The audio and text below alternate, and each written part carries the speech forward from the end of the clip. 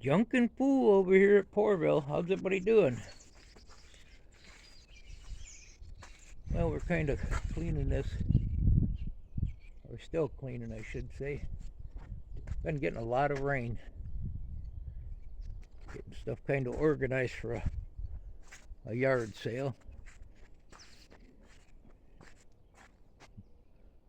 Going through what we're going to hang on to and what's going to go. Hopefully most of it's going to go. If nobody buys it, the scrapyard will. So I haven't been really separating this stuff. I've been just... It takes so long to separate. I'm just getting in these gondolas.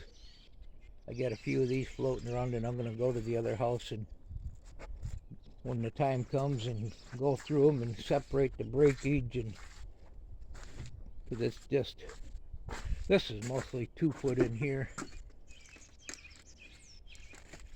So this is to my case 1845. The wheel bearing went out. I got to get this all cleaned up and go about reassembling it.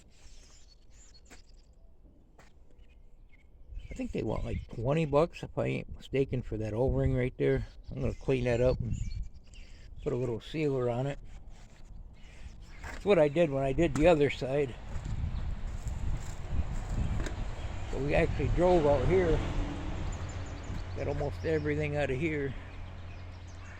It's kind of hard to drive a skid steer anyway without making a little bit of a mess, but the wheel bearing went out, and I checked I was like, what is that noise? This is the side I did before, and I jacked it up, and tires, the chains and everything seemed pretty snug in there. They're supposed to have, I think, an inch or two gap. You can turn the wheel just a little bit, rock the wheel back and forth. So I just got some of my parts. I got everything I need to put it back together now. So that's the back. And this, I checked the wheel bearings out, or the wheel bearing, and that seemed to be good and tight. This thing here is, I can't remember what they call that, a cluster. There's the shaft on that. You can see it's got that groove in it. It's got a couple of needle bearings that ride in there, and it goes right through this spot there. I gotta probably make a gasket. It's got a couple needle bearings that goes through the other side, and this sprocket right here goes in there. That's a new sprocket. I've got the old one around here someplace. There's the old one. You can put just the bearings in the old one, and I probably could have done that. But this shaft there, they wanted like $170, I think $179. And I looked on Amazon, and you could get it. They're like $200. There's the new shaft.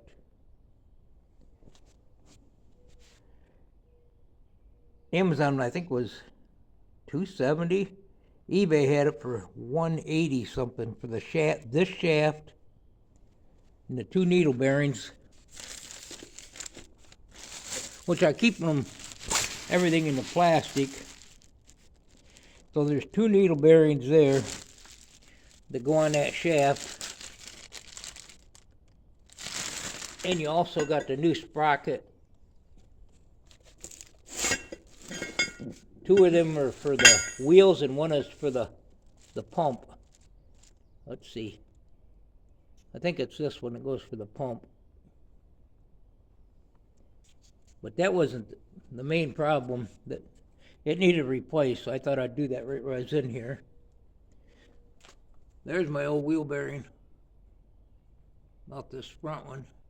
And that stuff's outside where I could see better in the light to clean it all up. And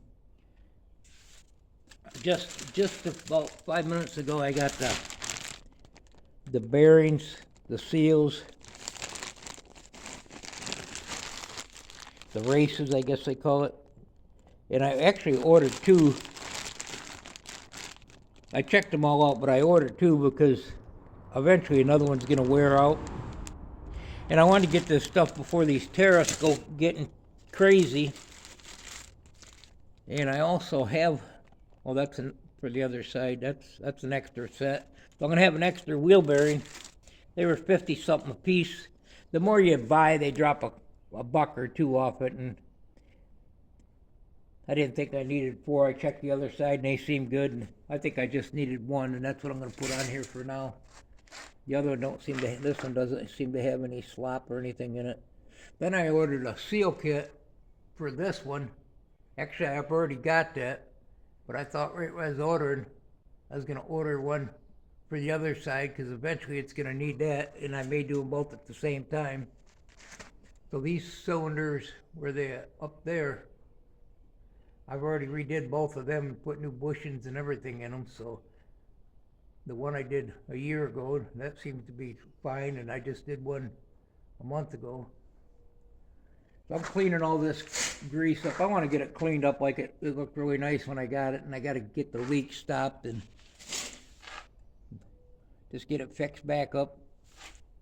Well, while I can still get parts. So yeah, I think I did pretty good. The wheel bearings are, like I said, $50 a piece. Then that sprocket, and well, that was, I think, $189, I think. I was surprised Amazon wasn't cheaper, but I thought it seemed kind of high. We seen them in there once cheaper, and then we couldn't find it again. Yeah, this is a mess to do. These are nasty. The link in the front here was almost coming right off the chain, so I got to dig these chains out and try to keep them in the order they come. They was originally on there, try to put them the same way. I'm going to clean this whole thing all up. So yeah, these are always like this. I dumped about 5 gallons of water out of here. They always gather water. I'm going to check the other side when I'm done. And that you reseal these covers. There's one here, and then there's one here.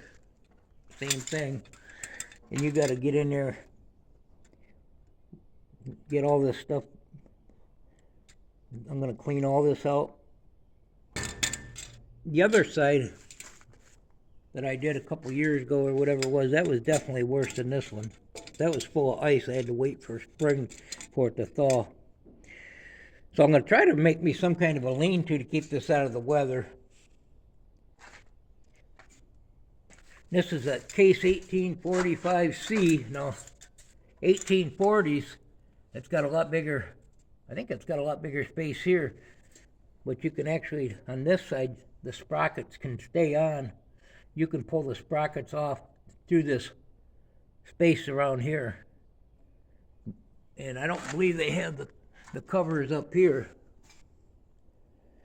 But anyway, yeah, this is going to be a little bit of a project. I do it in a little bit at a time. I'm trying to get it cleaned out now. I'm going to start pulling the chains out and putting the one that went to the front and the back to the back, and get it back together. And then I'm going to probably do this cylinder here. That's a safety thing so it don't fall. I really should have a bolt there. There's a clip in there, but if you put a bolt, then you got double safety pins there. I decided to do it inside because it might rain. I need to get around power wash the motor. It's definitely good. I need to change oil, which I'm going to do that. Still a good machine. Needs a lot of small tinkering. I've already cured them leaks up there. Now I need to power wash it. You can see the new pin I put in right there. The other side, I think one of them's a year old. Which one did I just do? A year and a half, whatever it is. Must be at the inside here. Anyway, yeah, it's a workhorse. I couldn't imagine trying to clear this, clean this place without having some type of machinery like that. There's one of the bushes I put in before. one I believe I just replaced. These things, for two of them, is like $85. I couldn't find them on Amazon or eBay or something. One goes over here, then one goes over here. This shaft is worn out, which when I bought the skid steer, had two of these shafts with it. I couldn't figure out what they were for. They're pretty easy. They're just threads in the block, in the housing there. Of course, them ain't supposed to look like that. But if I get this lathe going, I won't be buying this kind of stuff anymore. I'll be making my own. Just like that shaft, I believe that could be welded up and turned down.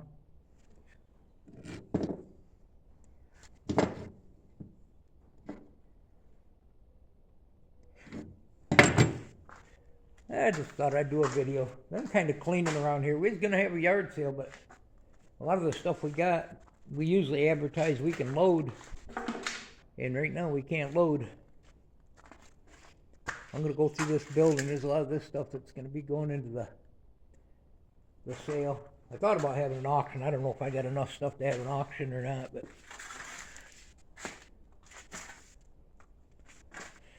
hope everybody's having a good day.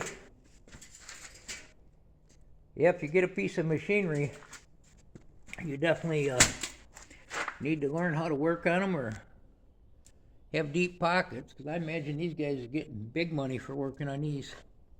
I scraped a bunch of grease off. Comes off real easy. I'm not going to scrape around that hole, but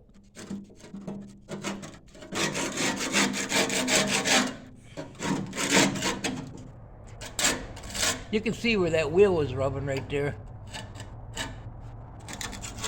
Yeah, if you ever buy one of these, a used skid steer, the best thing to do is you can usually lift it with a bucket or forks and rock them wheels in and out, back and forth, and see if you got play in there.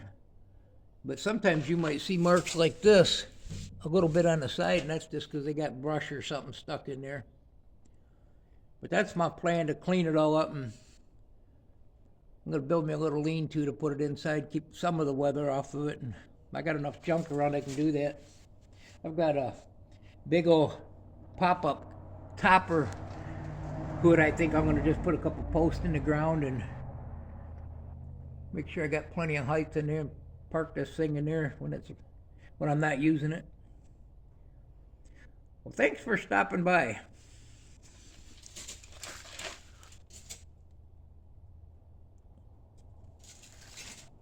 This hole ain't got much room to do much of anything through. But yeah, let's just show right here real quick. This right here, of course, this is the old one.